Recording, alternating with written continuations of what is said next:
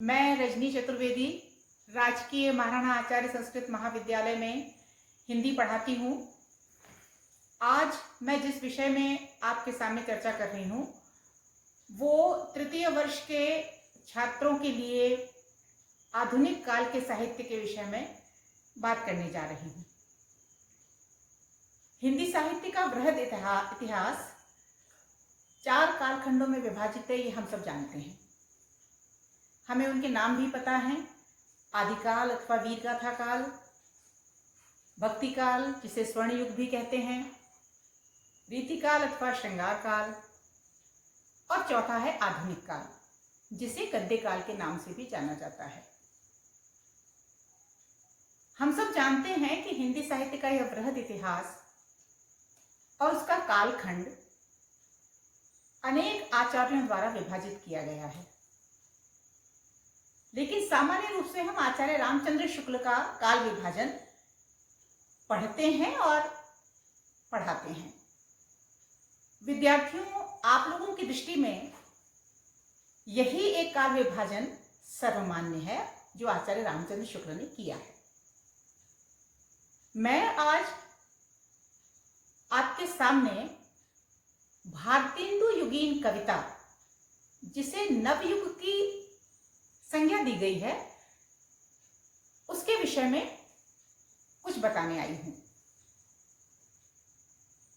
वास्तव में आधुनिक काल सन 1900 से आरंभ माना गया है। यह हम सब जानते हैं कि किसी भी काल का एक निश्चित समय नहीं होता। साहित्य लेखन ऐसा नहीं होता कि उस दिन से शुरू हुआ और उस दिन पर खत्म हुआ। ऐसी कोई निश्चित सीमा अवधि नहीं होती।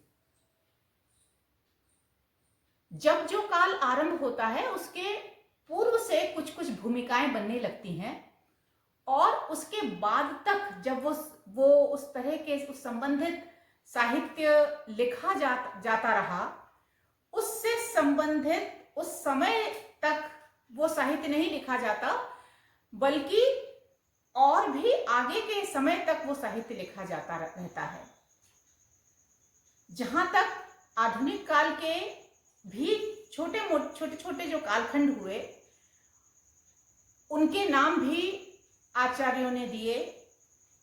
हिंदी साहित्य के विद्यार्थियों की सुविधा की दृष्टि से हम देख पाते हैं कि आधुनिक काल भी अलग अलग नामों से अभिहित किया गया। आधुनिक काल के में जो साहित्य रचा गया, उनकी प्रवृत्तियां अलग अलग समय पे अलग अलग तरह की रहीं। उन प्रवृत्तियों को दृष्टिगत रखते हुए आचार्यों ने नाम दिए, जिसमें पहला समय था भारतेंदु युग का, दूसरा समय था द्विवेदी युग का जो महावीर प्रसाद द्विवेदी के नाम से जाना गया। उसके बाद छायावाद आता है, तत्पश्चात प्रगतिवाद, प्रयोगवाद और क्रमशः नई कविता, साठोत्तरी कविता, और आज की बिल्कुल नितांत आज की कविता भी हम पढ़ते हैं। तो मैं आज भारतेंदु युगीन कविता, जिसे नवयुग कहा जाता है, के विषय में आपसे कुछ बात करना चाह रही हूं। इसे हम नव उत्थान का साहित्य भी कहते हैं। आचार्यों ने कहा यह नव जागृति का साहित्य है, नव उत्थान का साहित्य है। मैं समझती हूं ये इसलिए कहा गया कि इसके पहले की कविता, यदि हम रीतिकालीन कविता को देखें, इसके पहले की जो कविता थी वो दरबारी संस्कृति में पनपी हुई कविता थी। श्रृंगार रस प्रधान कविता जो दरबारी संस्कृति में लिखी गई, वो स्वाभाविक रूप से ऐसी कविता थी जिसमें पलायनवादिता के दर्शन हमें होते हैं, जिसमें समाज का कोई लेना देना नहीं था, जिसमें राष्ट्रीय उत्थान की कहीं कोई बात नहीं थी। हाँ, भूषण जैसे कुछ एक दो कवियों ने वीर रस से संबंधित कविताएं लिखी, जिसमें उन्होंने महाराज शिवाजी, महाराज छत्रसाल की यशोगाथा गाई, जो अन्य रीतिकालीन कवियों से भूषण को अलग करती है और भूषण की कविता के कथ्य को अलग करती है। तो जो भारतेंदु युगीन कविता है वो राष्ट्रीय उत्थान की कविता है, वो नव जागृति की कविता है।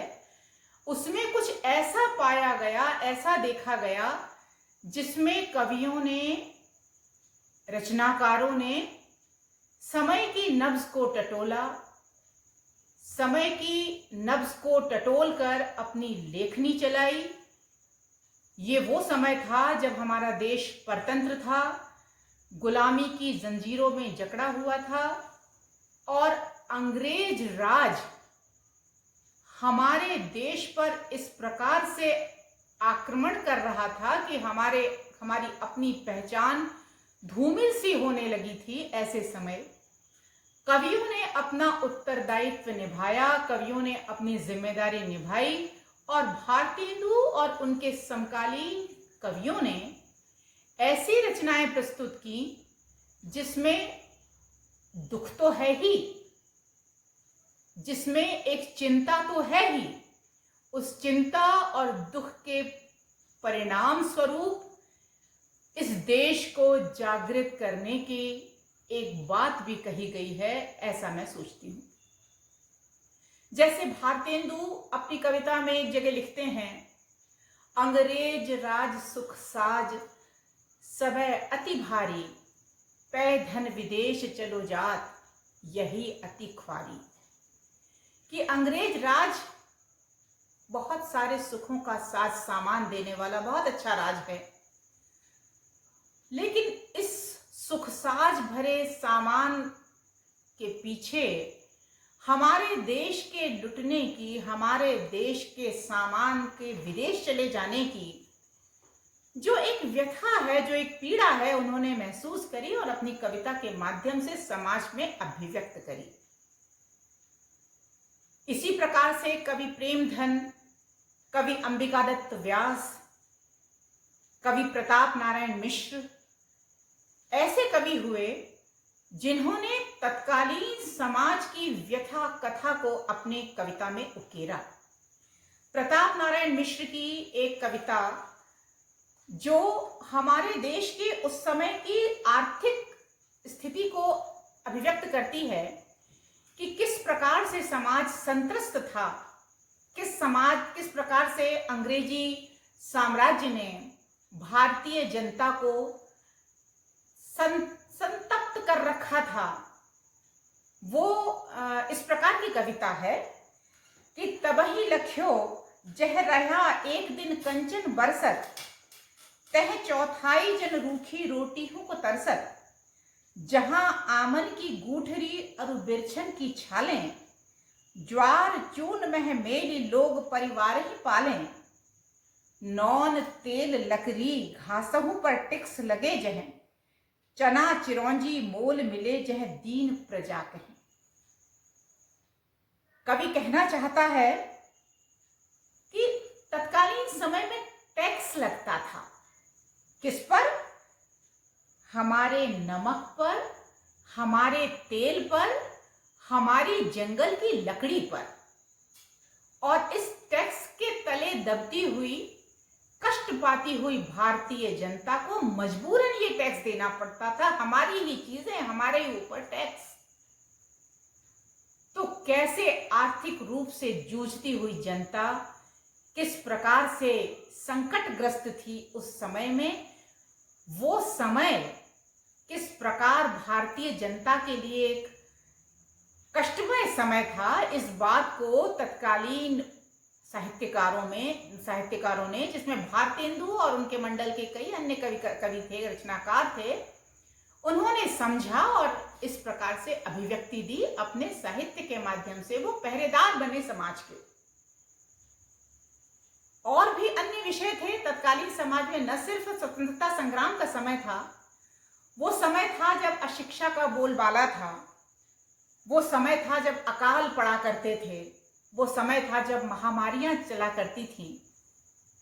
उन महामारी के दौर में, उस काल के दौर में किस प्रकार भारतीय जनता को सजग करने का काम कवियों ने किया, ये भारतेंदु युगीन कविता को पढ़कर हमें ज्ञात होता है। और भी अनेक विषय थे, जैसे अनमेल विवाह, जैसे बहुविवाह, जैसे विधवा विवाह। इस प्रकार की समस्याओं से समाज संत्रस्त था। उस संत्रस्त समाज को भी पुनः जागृत करने का काम तत्कालीन कवियों ने किया। तो ये कविता नव जागरण की कविता है। भारतेंदु कविता नव जागृति की कविता है। ये तो हुई विविध विषयों की बात। मैं आपको बताना चाहती हूं कि कथ्य की दृष्टि से ही नहीं, शिल्प की दृष्टि से भी कुछ ऐसे बातें की गई। हालांकि ब्रजभाषा की कविता रीतिकाल तक लिखी जा रही थी और उसी समय से भारतेंदुयुगीन कविता का भी आरंभ होता है। तो ये भारतेंदुयुगीन कविता में भी ब्रजभाषा का बाहुल्य तो रहा, लेकिन उस समय उर्दू फारसी के शब्दों का भी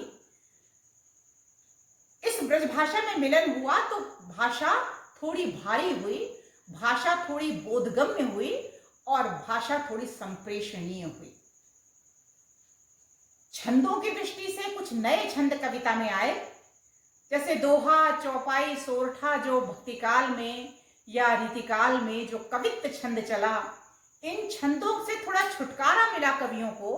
कवियों ने इनका मोह छोड़ा और तत्समय उस समय चल रहे कुछ लोक प्रचलित छंदों का प्राबल्य रहा, जिनमें लावनी, चैती, कहरवा, इस प्रकार के जो लोक प्रचलित छंद थे, उन छंदों में कविता लिखी, जिससे उन छंदों में लिखी हुई कविता लोक मानस में जल्दी और हमेशा के लिए बैठ पाए।